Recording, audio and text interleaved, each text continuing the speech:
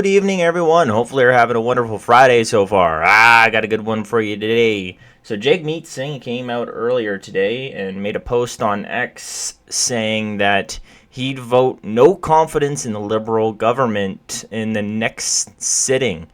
So, I got that post set up. Let's see what it says. And first, if you like this video, please like and subscribe. And with no further ado, let's look at it. So here's the post right here.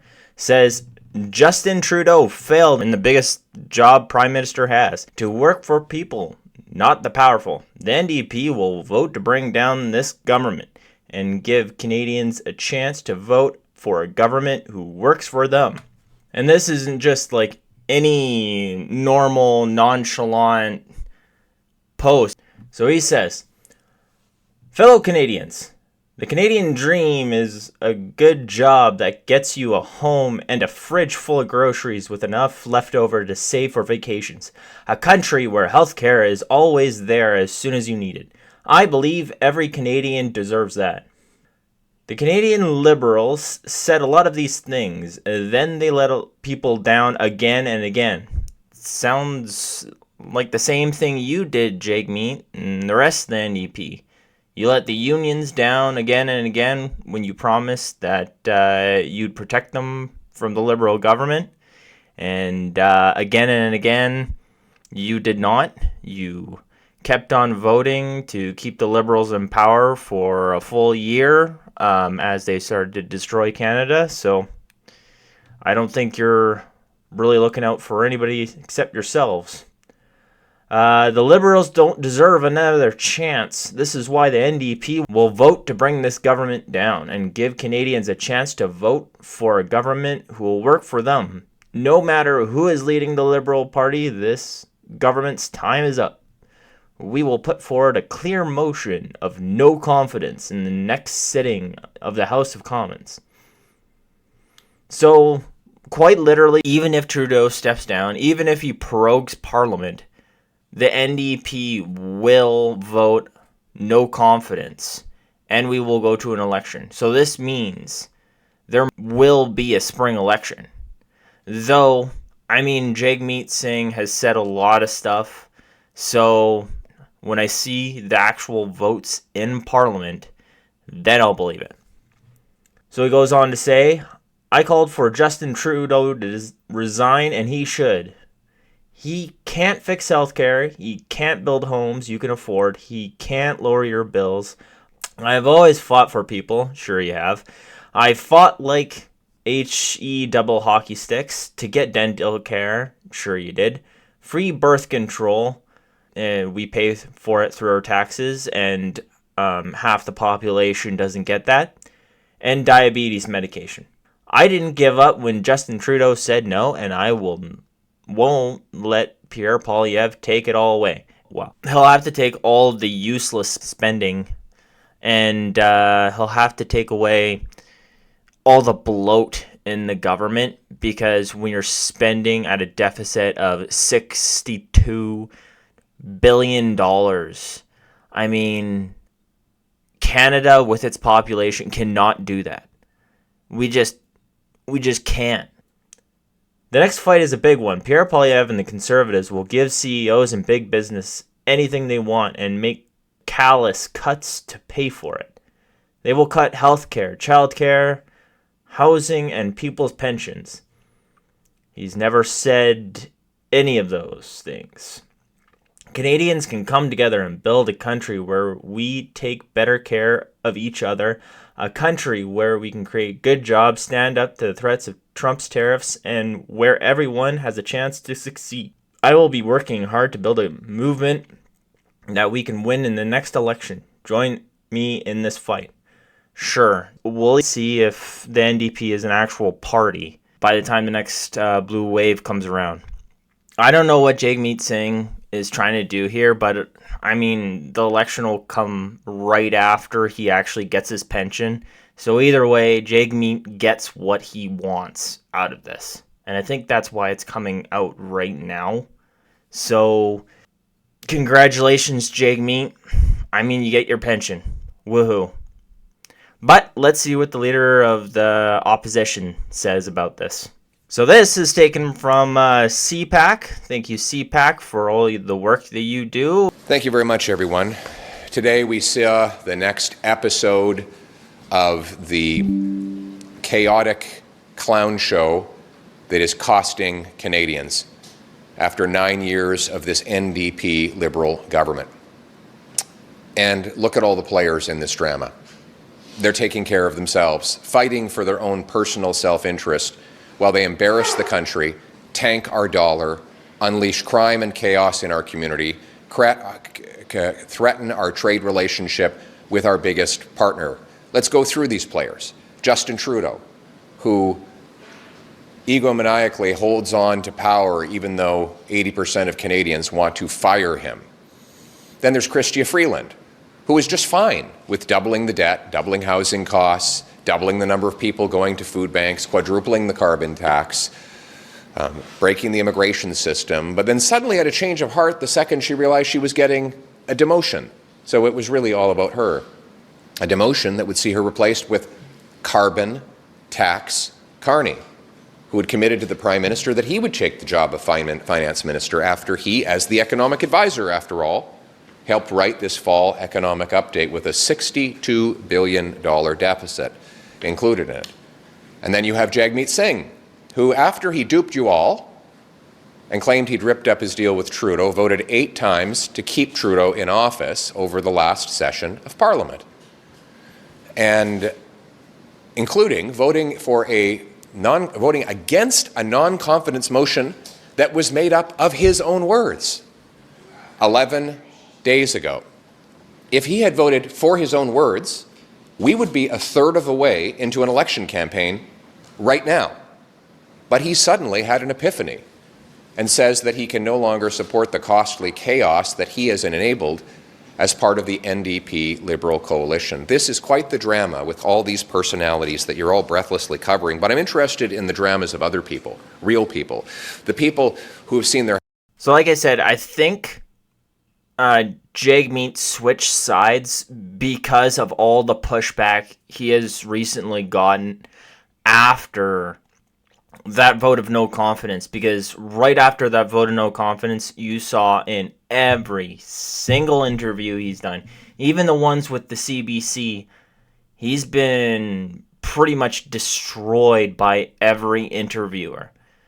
And it has been hilarious. So I think he's just like, well, by the time the next election comes around, I'll have my pension, it'll be all good, I'll have everything I want, and I don't want to look as bad as I am right now. I think he knows he's going to lose, or at least he knows he's going to lose his leader status. I mean, it sucks for us that he gets pretty much a free ride out of this.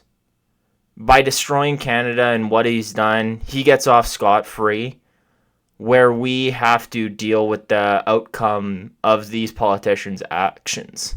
Our housing costs doubled, rising faster than any other G7 country. The 2 million people lined up at food banks, which is also double. The 50% increase, people who are part of the 50% more crime victims, or the 116% more gun crime victims since Trudeau took office, or the millions that are unemployed as our economy collapses, or the seniors who will struggle to put food on the table after our dollar tanked in the middle of all this chaotic clown show on Monday, now below 70 cents a litre for the first time in almost 2 decades. I worry about the workers whose wages are stagnant while American workers boom because our investment per worker has collapsed by 23%. I worry about the single moms who are struggling to pay for the massive increase in food prices that have gone up 37% faster in Canada than in the United States, something that coincided with the NDP Liberal carbon tax on farmers and truckers. I worry about the 28% of Canadians who said they're considering moving to another country because life has become so hellish after 9 years of this NDP Liberal government. I worry about the children who will inherit the $1.2 trillion debt. More debt was added in the last 9 years of this NDP Liberal government than in all prior governments combined. I worry about the families who've lost who were among those who've lost people to drug overdoses. Now 47,000 Canadians have died, more than died in the Second World War, after the NDP Liberals liberalized hard drugs and allowed our border to fly open. I worry about the people who've lost hope in this country. They are the ones we should be focused on. Instead, we're focusing on the chaotic clown show that is costing Canadians today. This cannot go on. With a U.S. And don't forget, the Trudeau government was going to bring in a fertilizer tax on farmers, kind of like the carbon tax, or no, it was a nitrogen tax. So it would increase the cost of fertilizer right when we put tariffs on Russia, which supplies us with a ton of fertilizer. And it would have made, and I think it already has, made the price of fertilizer skyrocket, which also makes the cost of groceries skyrocket. So I can't remember if they actually put that bill in and if it passed the Senate. I don't think so. But if it has, hopefully the Conservatives will get rid of that as well. President coming in threatening tariffs early next year. We cannot have a chaotic clown show running our government into the ground. What is clear is that Justin Trudeau does not have the confidence of Parliament. Since the last confidence votes happened, there have been three major developments. One, the leader of the Bloc says he's changed his mind. He no longer has confidence in the Prime Minister. Two, just today, Jagmeet Singh claimed that he no longer has confidence in the Prime Minister, albeit he intends to wait until he gets his pension, until he votes accordingly. But still, he says he's lost confidence. And then there are 18 Liberal MPs, including the former Deputy Prime Minister, who've all lost confidence in the Prime Minister. Add them all up and you have 70% of parliamentarians who do not have confidence in the Prime Minister. And in the middle of a trade, border, crime, and cost of living emergency. This cannot go on.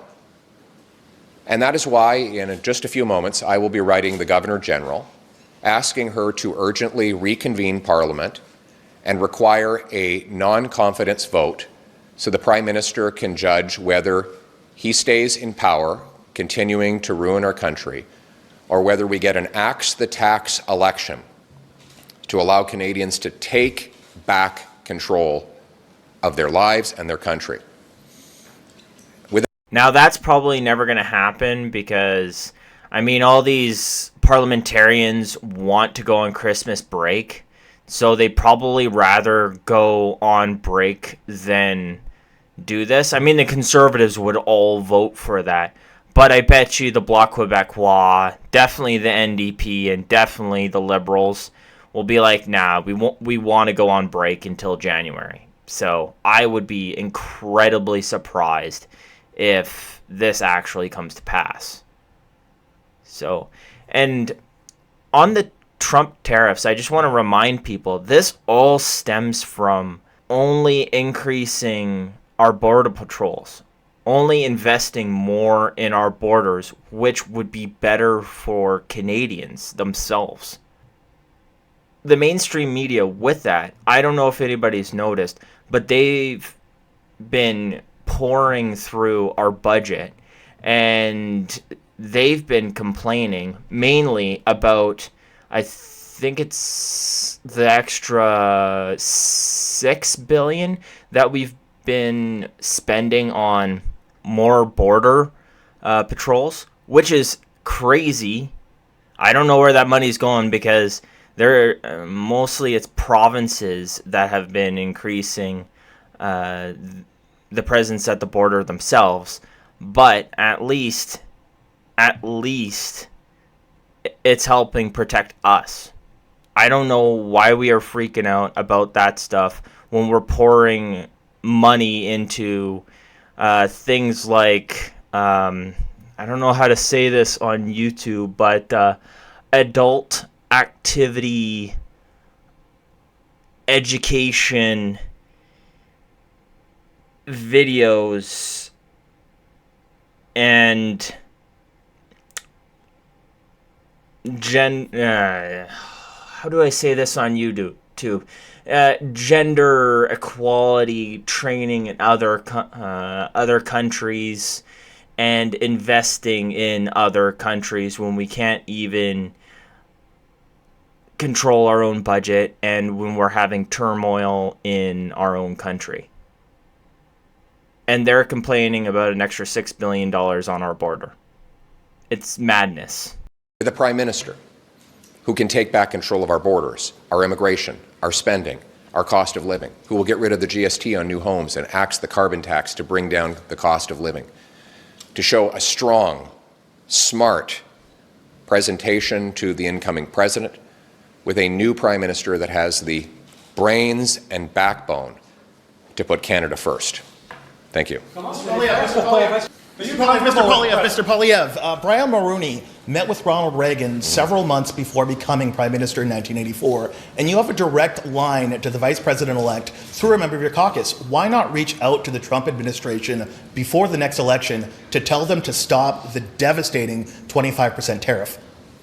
Well, I've already told them that they should stop tariffs from coming ahead on Canada. But I'm not the Prime Minister, and that's precisely why we need an axe the tax election.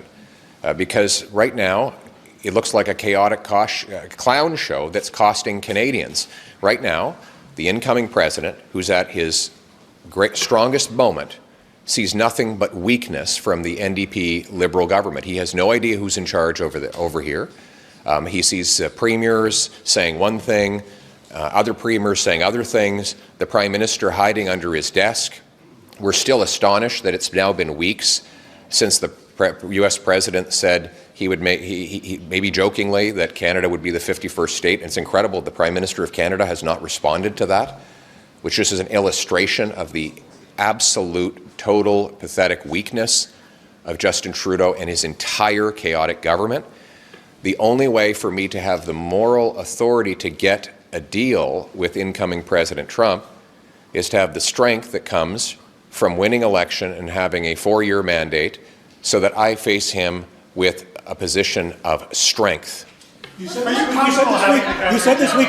Yeah, and I didn't even notice that, and it's a great point that Pierre Poilievre has made is Justin Trudeau hasn't told Trump to, well, screw off when he made that joke, or at least joke back.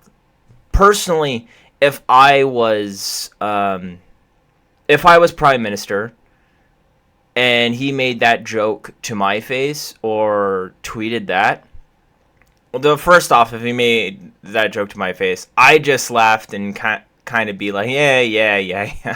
You're hilarious, Trump, because I know that Trump is, that's just the way he is. But when he texted that on X the second time, I would have just said, well, I mean, we'll just wait to see if you make the U.S. another one of your bankrupt companies. Or something along that. Use how Trump and some of his companies, he declared bankruptcy. Tie that into the U.S. Maybe say, like, well, once the U.S. goes bankrupt, it can become one of our provinces. Something like that. Just a snide remark back. Right? If Trump wants to be snide, you be snide. But Trudeau doesn't have... Well, Trudeau can't stand up to Trump because he can't stand up to people more powerful than him. He can only stand up to people who don't have as much power. In a radio interview that prorogation in this scenario would be against the rules. Do you think that's the likely scenario? And if so, how would that compare to what Stephen Harper did in 2008 when he was facing a non-confidence vote and prorogued Parliament, which was quite controversial at the time? Well, the difference is that in the Harper era, he prorogued to stop an undemocratic coalition from taking over against the will of the people. In this case, a prorogation would be to preserve an undemocratic coalition that has lost the confidence of both the House and of Canadians. If Jagmeet Singh this time is telling the truth, which remains to be seen, then he will join with me and write the Governor General. So in fact, I'm giving my letter not only to the Governor General, but I'm giving it to the leaders of the NDP and Bloc, and I'm encouraging them to write the Governor General as well, if they're serious about a non-confidence vote, to recall Parliament. I'll answer your questions. To recall Parliament and vote on whether we call a carbon tax election. Now, Mr. Singh, he right now, you've all once again been duped and reported without any criticism of what he's done. He's talking about holding a non-confidence vote in March. So we're going to have months and months and months of this total chaos if Jagmeet Singh gets his way. And it conveniently will get him his pension. So the whole 41 million Canadians are being held hostage by the pension of one man. So I'm asking Mr. Singh to put patriotism ahead of pension, sign a letter to the Governor General, confirming in writing what he said in front of the cameras, that is, that he no longer has got confidence in this Prime Minister and that he is ready to go to an axe the tax election. Is it possible to go to an election? And that might just possibly save him in the polls. Like I said, he probably won't be leader of the NDP because, well, I don't really know if the NDP has something where they can throw him out of leader, even if he gets reelected in his riding. But if he does that, he might be able to keep his seat.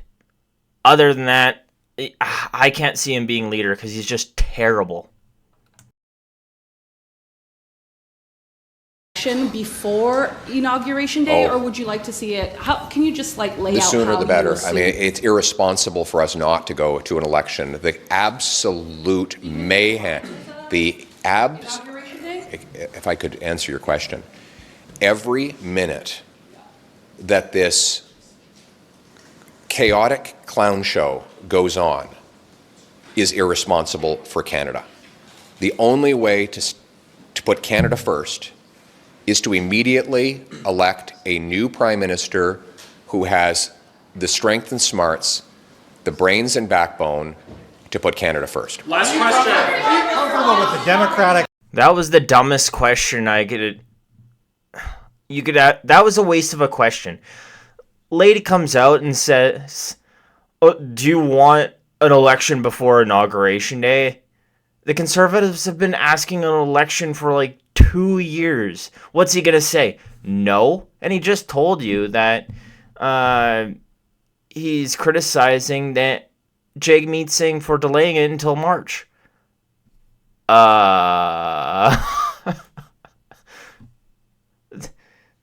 He answered your question in the speech. Precedent of having the Governor General not only bring the House back, but set the agenda for that House of Commons. Would you tolerate that as Prime Minister in the future? Well, I wouldn't tolerate anything that's going on right now. I think it's a total mayhem. I've never seen anything like it.